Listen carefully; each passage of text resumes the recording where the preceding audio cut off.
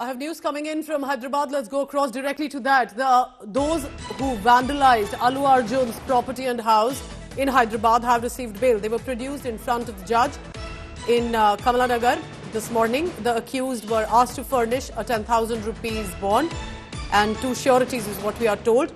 But it's also important to understand what exactly happened. Just for a background to the viewer, these vandals were vandalizing property right outside Allu Arjun's residence, where his family members were reportedly present as well. Apurva Jayachandran joins me this morning on that. Apurva, good morning.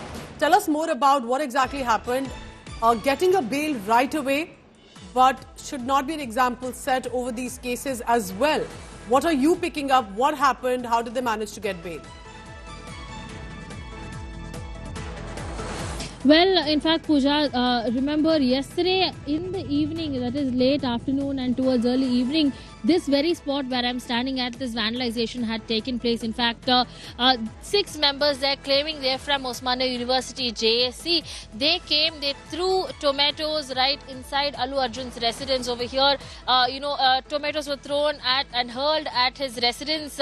Flower pots broken, a complete vandalism that had taken place there. Following which, in fact, the Hyderabad Jubilee Hills police had arrested 6 members there, all of them who claim that they are from the Osmania University's Joint Action Committee, JAC, and they were also brought in and detained by the Jubilee Hills police, and they had been produced at court early this morning. But interestingly enough, they had been given bail. They had been given a bail, conditional bail of giving 2 sureties and rupees 10,000 each for 6 of them who had been arrested and picked up from here, from Allu Arjun's residence, after they had tried to vandalize his properties as well. Interesting enough, what we must see is that how these 6 people, they have been given bail in just such a short time. Remember, yesterday being Sunday, they weren't, being able to be produced at the courts. But today, early this morning, at the judge's residence, there was a hearing that took place, following which